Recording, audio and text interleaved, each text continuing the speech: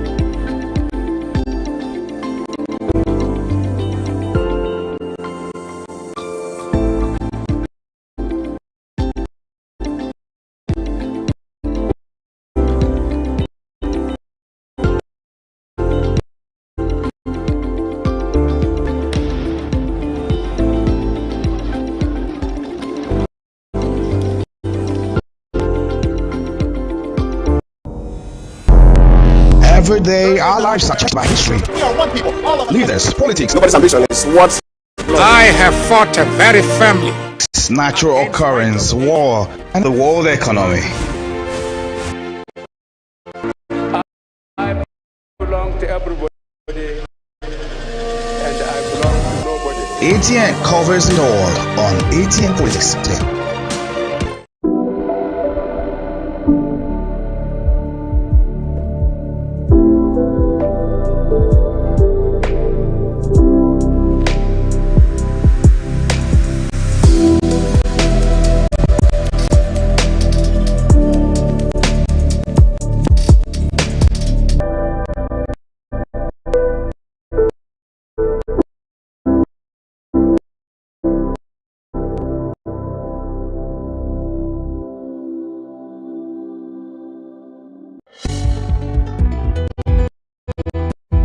People into the country.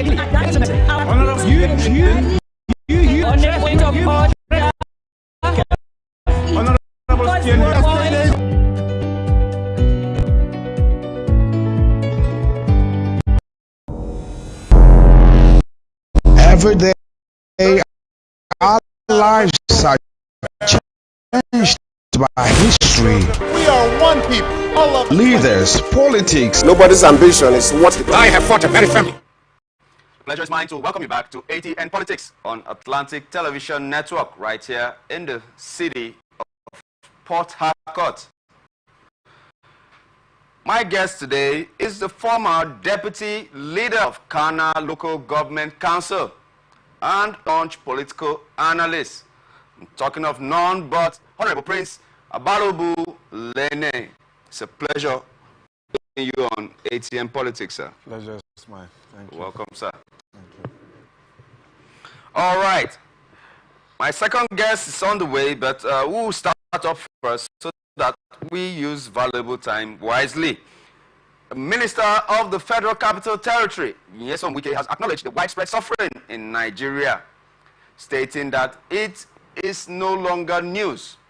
He made this remark at the 25 Years of Unbroken Democracy lecture and award event in Abuja, where he engaged in a heated debate with rights activist Mike Ozekome and Senator Shehu Sani. Wike said, "Who does not know that Nigerians are suffering? That is no longer a story, and we should know the difference between theory and practice. Mr. President knows there is a problem, and that is why he launched the Renewed Hope agenda, because he knows we have lost hope, but he must work hard to make hope for Nigerians." He emphasized that the government is aware of the problems and urged actions to address them. Yeah, Honorable Sir, with the issue at hand, it is seeming to some Nigerians that our leaders are not sensitive to the plight of the country in this present economic quagmire we found ourselves in. The question being put forward to Barrister Nyesom Wike, the Federal Capital Territory Minister, and his answer shows that he is even surprised that they are asking him these questions. And he is saying that, "I do know that Nigerians are suffering." As a leader, do you fall into these situations where people think that you are immune to the suffering of Nigerians? And how do you go through such episodes if you find yourself in such, sir? Well, basically, it's unfortunate that we found ourselves where we are. I would have thought that what the minister is expected to come up with is solutions to problems. Fine, I agree that it's no longer news that Nigerians are suffering. But what the news is, how do we come out of it? How do we get there? What happened? And there's no longer a middle class. We have the poor and the rich. And so how did we get there? then how do we come out of that situation? That is what he would have dwelled at. But it's unfortunate, you know, when you are serving in a particular government and you are expected to bring up policies that will positively affect the life of those that you are representing, those on which mandate you are seated, and instead of you to look at things that should address that, is that we let's take it as part of life that we have to suffer. Let's take it as part of life that government is not responsible for our suffering, and because that is what is pointed at. And thank God he is asking Mr. President to work hard, and I think that sounds very funny, because Mr. President has already gotten a team, and which the FCT minister is a cardinal person in that team, and that team is expected to bring solutions to Nigerians' problems. So unless they've tried harder and it's not working, and so if they've tried and it's not working, Nigerians are yearning to come out of these situations. The situation we have found ourselves, where you come up with policy, you don't weigh the policy, you don't weigh the effect of the policy, you don't understudy anything. You just come up to say that this is what you want to do. Let me just draw your attention back to the issue of the subsidy. Okay. It was what Nigerians actually wanted. Every Nigerian wanted the subsidy removal. Yeah. It wasn't like you are bringing us any favor. But was it not also proper that a government that will come in place and study and look at, because it's not just moving them, it's not just the situation that Nigerians have found themselves is as a result of that pronouncement that was made that day. But sir, I think that the president made it known that this policy he was just doing the announcement, that the decision had already been taken in the previous administration of Muhammadu Buhari. When policies, when you say pronouncement, it is like an intent. If someone has an intention, you have an intention that this is what is probably be good for my citizens, and you decide that this, in fact, if you had more time, this is how you would have gone about it. Now, Mr. President came in, and the subsidy was supposed to run till about July. And Mr. President came in. You didn't sit to look at the subsidy is on importation of refined products and here and there, and we are not refining. So is Mr. President supposed to look at measures on how to make our refineries to start working first, or at least achieve that with about 50% before you make that product? Yes, the subsidy removal was like a burden on Nigerians, but it wasn't important. It wasn't that pressing for you to have made such a pronouncement, knowing that Nigerians are taking advantage of themselves. And one thing Nigerians does is they take advantage of themselves. When you make a pronouncement, you've not checked the effect of it. Nigerians will just act. And so if you have known from all it was your turn, so since it was your turn, there is supposed to be a blueprint on when it will get to my turn, this is what I will expect to do to bring out my people from where they are to where they ought to be. So if it was your turn and you didn't have a clear state of what you are coming to do, it becomes most unfortunate. Look at the situation. You are the subsidy removal. You are just enriching local government chairmen that are not doing anything in their localities. So of what effect, of what benefit has that generated to Nigerians? And so the FCT minister, the first thing I expected he should do, that as a minister for Federal Capital Territory, these are policies that I have been able to initiate and I've handed them over to the president, so that the lives of the residents and that are within the Federal Capital Territory is be alleviated, and then other ministers should pick up from there. Now, it took less than 6 hours for us to have a new national anthem from the Senate, and it has taken a whole lot of time for the implementation of minimum wage. It has taken a long time for it to even come up. At this point, we don't even know what the federal government is pegging their figure. Look at how difficult it is, because this is what affects the people. Because if what comes into the hands of a civil servant has a lot of multiply effect, because he has a lot of dependents and all that. And so when the people are suffering, what the people are expecting from you is, how do they come out of it? How do they come out of it? What do we do to come out of this situation? The price of our commodities have skyrocketed. Now we are virtually importing everything, including palm oil. And when it comes to the Niger Delta regions, yeah, we have a lot of palm fruits all spread all over the place. Government is not doing anything to harness those natural resources. Rather, because it will enhance them to further expand corruption. That's what is happening here. So I think that it is a duty for Mr. President and his team to tell us how do we come out of where we have found ourselves. It was the pains where we are now is not what we can compare to where we are coming from. It was at least a bit fair. And so to me, the FCT minister that is aware that we are suffering. So let him tell us when is our suffering going to stop? When will we stop suffering? Okay, so because it seems it has become a tradition. It seems it is going to be part of our lives. It seems it has become our norms, and so we keep practicing suffering here, because nobody is telling us what we are going to do. Now there have been a lot of promises from the Minister for Petroleum. Every day it will work our refineries by December. We will start producing. After that date will elapse, and that date will come. So how do we come out of it?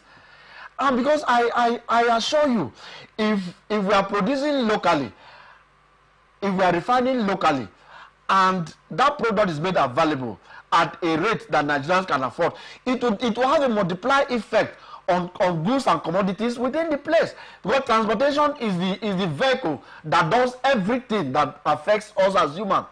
And so when a government is not consistent on their promises, they are not consistent. You come up to make a statement when you've not been able to ascertain whether you'll be able to achieve that thing you are making statement for or not.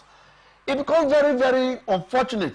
Because if I'm a minister for petroleum and a refinery that is under my watch is under repair or undergoing rehabilitation, before I come up to make public statement, I should have been able to ascertain the workability of that institution.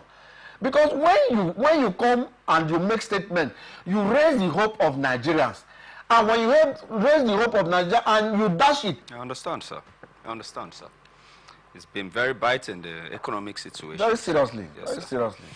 All right, let's move to former Nigerian lawmaker Shehu Sani has warned northern leaders to abandon plans to evict President Bola Tinubu from office in the 2027 presidential elections.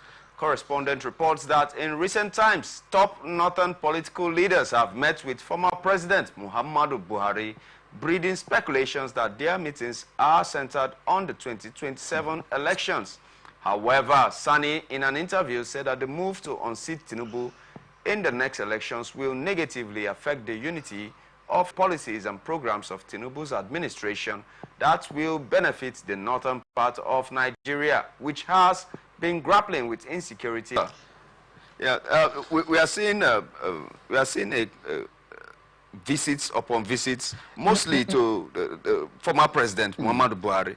Is he going to spearhead a motion to raise someone to be able to unseat? Exalted positions, we in turn start the sycophantic way to life, because maybe you've been out of power for some time and then you want to do favoritism so that you could be brought in. If not, tell me,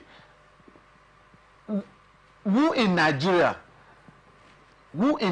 presently, with the present situation now, that should live what we are suffering, and you're talking about what is going to happen in the future? It's very unfortunate. How do you begin to talk about how you are going to unseat a president, how they are going to unseat a president when our economy is dying, people are dying, the government is yet to be 2 years old. It's not up to 2 years old. The government is yet to be 2 years old. And somebody is beginning to advertise himself, talking for Mr. President, so that Mr. President will consider him for an appointment or that. That is the era that we have found ourselves.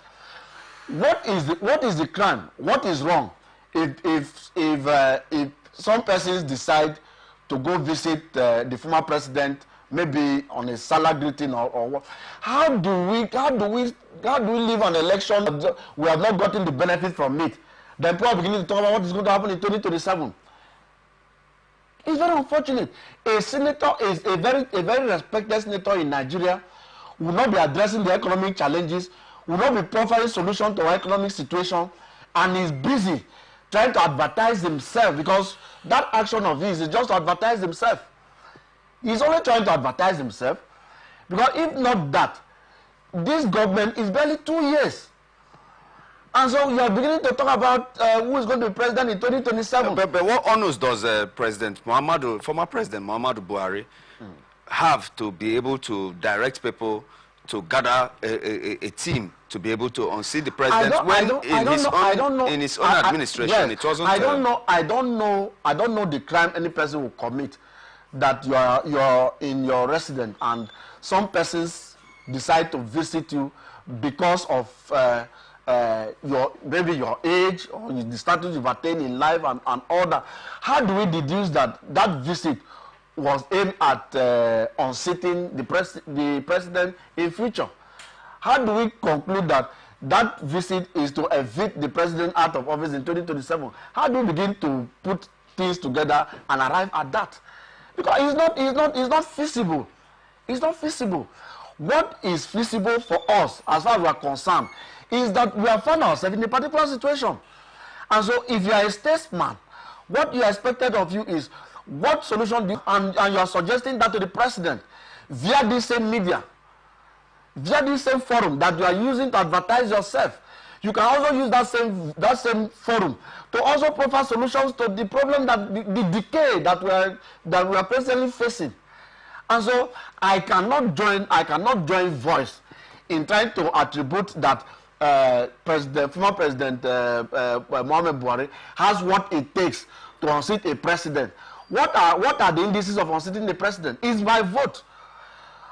And so if I am an adult and I have seen what I'm passing through, I have seen the situation I have found myself, and somebody is offering something different, I'm an adult. I will take my decision. So 10 meetings or if you like sleep in Daura, how does it change this? The story? I think the North has taken their 8 years. I think it's the time for the South to have 8 years.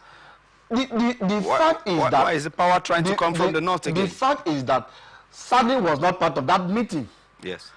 And when they finished that meeting, there was no press press statement as regard that the Northerners are saying that the power should not stay in the South. So these are mere speculations. This I think is an advertisement. You know, when you want to launch yourself back, he wants to launch himself back, because as far as you are concerned, the All Progressive Congress has more states in the North, and you know the way our politics is party, and so every state governors want to sustain the party in their state, maintain that the party wins election in their state. So what Sani is trying to do is to launch himself back. He has been out of power for a very long time. I get your point, sir. I get your point. We'll be discussing with Honorable Prince Abalubu Lene. Sorry, sir. We've been discussing with Honorable Prince Abalubu Lene. He is the former deputy leader of the Kana Local Government Council and a political analyst of repute. We'll go for a very short break, and when we return, more issues to be discussed. Stay tuned. Natural occurrence, war, and the world economy. I belong to everybody, and I belong to nobody. ATN covers it all on ATN Politics today.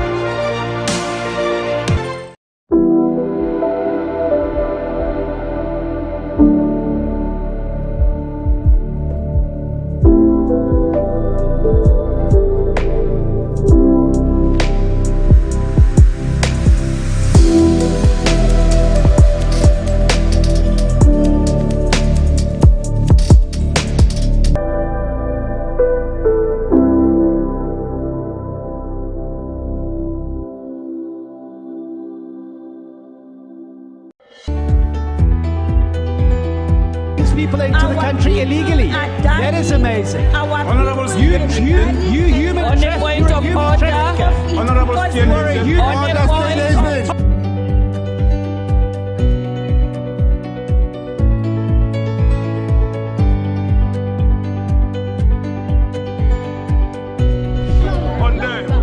they are not picking our calls.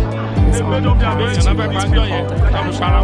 So no agreement with the EU, but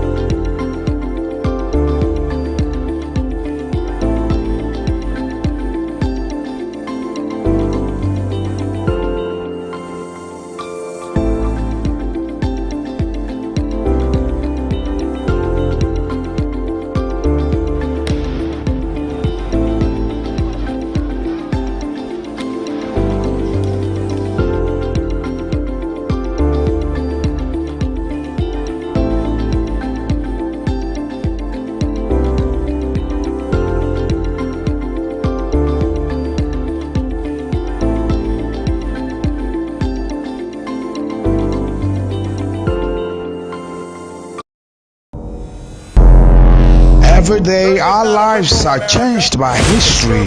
We are one people, all of us. Leaders, politics, Nobody's ambition is what's the blood. I have fought a very family. natural occurrence, war, and the world economy. You're welcome back to ATN Politics on Atlantic Television Network, right here in the city of Port Harcourt. We have been discussing with Honorable Prince Abalobu Lene He is the former deputy leader of the Kana Local Government Council and a political analyst. And joining us also at the halftime is Henry Oyemade, a socio-political analyst. Welcome. Thank you for having me. Thank you. All right, let's move on to the next topic for discussion. A chieftain of the ruling All Progressive Congress in Kogi State, Nathaniel Taiwo, has admonished Nigerians to cultivate the habit of praying for their leaders at all levels and stop raining curses at them when things are not going well. Taiwo, a former member of the Kogi State House of Assembly, gave the admonition while speaking with journalists in Lokoja on Friday. Whenever I see people raining curses on those in authority, I am not always happy. Raining curses on people in government will not solve our problem, but will make it worse. Mr. Oyemade. Yes, sir. Yeah, concerning blessings, curses, prayers for our leaders, what's your take on that? Okay, it's quite simple. You know, Nigerians will not just, I'm not saying that is what it should be, okay? But you see, an average Nigerian who is going through what we're going through, especially for the, you know, the low income earners in the society. You see, it's only out of pain that they lay the curses that they do.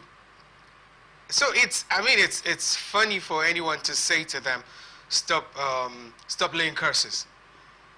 If you're not a religious-minded person, the first thing you want to do is lay a curse. This is not what Nigerians are asking for, or this is not what we've asked for when we voted the president, or when we voted for the ruling All Progressive Congress. I mean, this is not what we asked for. So that where we are now, it's a matter of pain for an average Nigerian. So it's almost natural for any Nigerian to want to lay a curse. It's only those who are religious-minded that will not want to lay any kind of curse, but pray. Okay? So I don't see Mr. Taiwo asking the Nigerians not to lay a curse. Yeah, I mean, but then you can only say, let's pray for Nigeria. But don't say don't lay a curse. Because someone will lay a curse out of pain. Some people barely feed. And then you're saying they shouldn't lay a curse. Who will lay a curse? Who won't say anything out of bitterness, out of the pain that they're going through? Okay. But thank God for the church. Thank God for people who are, you know, religious-minded. So we know, we have an understanding that the more we pray, the better Nigeria gets. Okay, okay. Honorable sir, being a leader and in that position that, you know, people look up to you, people think that you can solve some problems, if not all of them. And I want to know your take concerning the attitude of people when it comes to laying curses on their leaders. What do you think about that, sir? Well, basically, it's biblical that we pray for our leaders. That is the standard. Because your leader must remain very, very focused. But the situation that we have found ourselves, you don't expect somebody that doesn't have on his table, is not sure how he's going to eat, and then you are skirting away with resources that is meant to transform him, and what they expect is prayer of course. So because you don't give is what you give that you receive. What you give is what you receive. If you're a local government chairman, you are a governor, you are not concerned about how your citizens are faring. You are a local government chairman, you don't know how to assist your people come out of poverty. You don't create an enabling environment for them to strive. Because if there is power, somebody can be a barber. If there is power, a welder can work conveniently. And this is what is expected from you. It's not what we wanted, it's what you promised. Exactly. If we had the opportunity of saying that, we would have even asked for less. We have asked for less. I'm going to give you AC, I'll put AC on your street. We won't ask you for such things. But they come to tell us and even tell us that. And what we're expecting is just minor. It's responsibility of government to provide this basic and enabling environment for us to strive. Everybody is not expected to go to wear tie, go to office and carry. Some people want to be an employer of labor, and even when they want to do, the same government will get policies that will frustrate them. You are paying this, you are paying tax on this, you are paying tax on this, you are paying this, you are doing that, you are doing all manners of things. So in that situation, just imagine if I'm walking down the road and there is a bad spot, and then somebody with this convoy will just drive and splash water on me when that road should have been rehabilitated. So what am I supposed to say at that point? What will I say at that point? And so basically, it's because of the pains that have been inflicted on the people that is making the people to react in this manner. In fact, I praise this country so much. Most countries that go on street on revolution, they don't suffer to this point. Exactly. And even while we are suffering, we are still demanding that we can take care of ourselves, provide this for us. Provide this for us. There are some communities from where I come from. They've not seen cable about lights. There's no electrical cable passing through. It's not passing. And these are people that are into major agriculture. And so even when the orientation that this thing you are doing, we can reorganize it and it becomes a major a source of income for you. How do you do that? So what they know is that when they plant, when they suffer, they just eat, and whether that food is balanced diet or not is not their problem. It's got they got cassava and process it into gari. They eat gari, they can eat it in the morning and go to farm, come back and eat it because that's what is available to them. Oh. And so what they are receiving is what they have also inflicted. Is what you give that you receive. All right, sir. Whoa. Leaders of this country should be ready for the generality of the anger of Nigerians if they do not lead right. All right, let's go over to the All Progressive Congress Youth Network in South-South has said that peace-building initiatives have created an enabling environment for investors to explore the Niger Delta's vast potentials. The group stated this while commending the administrator of the Presidential Amnesty Program, PAP, Dr. Dennis Brutu Otuaro, for his efforts in building peace and stabilizing the Niger Delta region.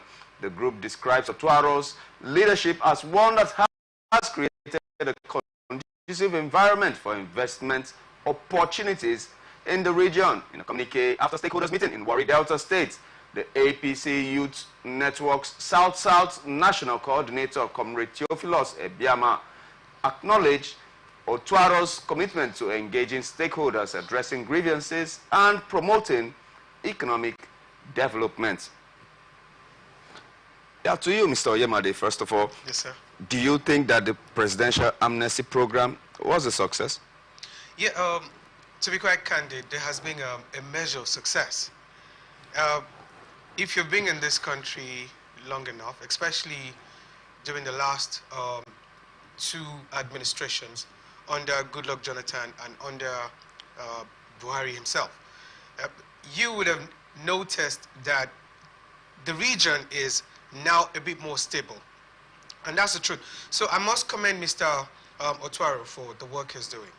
You see, where there is peace, okay, there will be development, okay? There will be, peace will attract investors. That's the truth. So I must say that the region is experiencing, yes, the peace that we all ask for at the moment. Yes. Okay.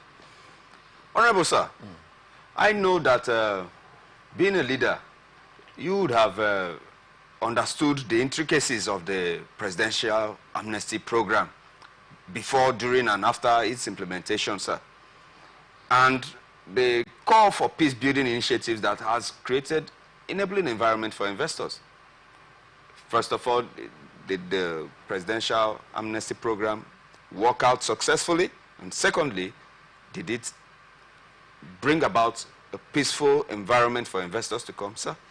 Well, I think firstly, in adding my voice to this, I basically have to be thankful to God and then the late former president Umaru Yar'Adua for that initiative, you know, because it was hostility throughout it we had in Niger Delta, and he came up with that policy, and it was able to stabilize the Niger Delta region. And you know, successions of amnesty coordinators and all that, everybody comes in and then you make your contribution and step aside. Now, to me, what I think that is needed at this point is we have a relative peace, but we also need to explore the potentials within the Niger Delta, which I don't think we are doing basically. Yesterday, I attended the burial within Somaranche, and on my way back, when I saw the palm fruit farms are all over the place, and I asked somebody a person that I call, what are we doing with all this? We have vast land for agriculture. What are we doing with all this? So I think that the amnesty office, beyond just sitting down to receive, because you know we can regroup. The economy has made us to regroup and call it a name. We can take pen and just go down and then give it a fine name. Exactly. So that maybe by the time you make visit and come back, at least the soup that day has to be something different. Sir. So, but I think that basically the youth around the region should be contacted beyond just party, and then look at how we can explore the potentials within the Niger Delta, because we are already having the relative peace. And so we don't have any excuse not to explore these potentials. It's not just oil. Niger Delta is blessed. It's not just oil. We have rivers all over the place. We can go into vast agriculture, fish farming and all that. So let us explore our environment. It's not just it's not, because now let me tell you the risks that are involved. You know, when a place is stable and you fail to utilize that opportunity, and the people get to realize that they left this crime and nothing is forthcoming, and they return back to crime, and hostility resurfaces again. And so I think that beyond just sitting and receiving a commendation, there should be deliberate moves on what is in our environment, what do we have in our environment. How do we exploit this environment? Liaise with NDDC, stakeholders in community-based stakeholders, not community-based stakeholders. Those are really at the rural area, because that's where the poverty is sleeping. And so you bring in their ideas. Every community within the Niger Delta has something that you can actually exploit. So you can actually get where you have abundance of them, and then you tap from where you have small, and then business is booming. Exactly. And the moment business is booming, crime will not resurface itself again. But for the pain that we are having, if we sit in the office and be waiting for commendations, and we're not doing anything to utilize the peace that we're already enjoying, then when hostility resurfaces again, it might not be, Yar'Adua is no longer there to actually even help us. Okay. Yeah, Mr. Yemade. Yes, sir. What other things do you think can be explored in the Niger Delta as per the peace that has been restored after the presidential amnesty program? Okay, to be very exact, apart from the resources that the region has, okay, we have very talented individuals in the region, okay? We have in the area of sports, in the area of music, entertainment basically, okay? We can take the youth in the region, okay? We can help them to take what we do or what they do to the next level. If the environment is enabling enough, okay, what they do will get to any height at all. So you see, that's another angle to look at apart from the resources that the region has. So we have young men and women who are talented in different areas. Music, sports, music especially. We have talented young men in the region who can do very well if they get the needed support. So these are areas to look at. Now that we have the peace, okay? Yeah. So we can leverage on that. Oh, good, good. That's right. Honorable sir, looking at the fact that crude oil is in our terrain, why hasn't the Niger Delta invested in modular refineries and allowing the artisanal refineries to still hold sway up till now? Well, you know, it's not the fault of the inhabitant of the Niger Delta region, okay? Because these are licenses. You don't just do modular when you're not licensed. That was why the former Vice President Osibanjo, yeah, he came up with these ideas that the bunkering stuff that our people are doing here, we could actually harness them and then instead of devastating our environment, we invest in that, and then if they are licensed, they can know that okay, this business is no longer illegal. And so when this business is no longer illegal, we get the facilities that could make us do production without tampering with our environment. Okay. You know, what we have suffered much in Niger Delta is devastation of our environment. That's right. We don't go for fishing again because our waters are polluted. And so, and you cannot completely eradicate the issue of the bunkering. So why not bring them together? Have a round table. That look, instead of destroying our environment, this is what you can if you can do that. Government will provide you this facility. Government will provide you this infrastructure, and you get this business legalized.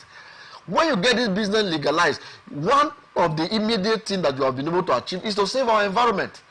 Because the way it is done when it is illegal, because you are not relaxed. Yeah. You could be attacked, you could be arrested, you could be apprehended. So you are not relaxed. But if it is legal, what comes to you then is increasing your production. And increasing your production, you must get an equipment. You must get the things that enable you to do that. Sorry for my cutting in, but I think I don't see anything wrong in the local government or the state governments investing in such ideas. Basically, that is a problem. Now, when we say government that is closer to the people, is the local government and the state government. Now, as a state governor, you are privileged to come from this zone.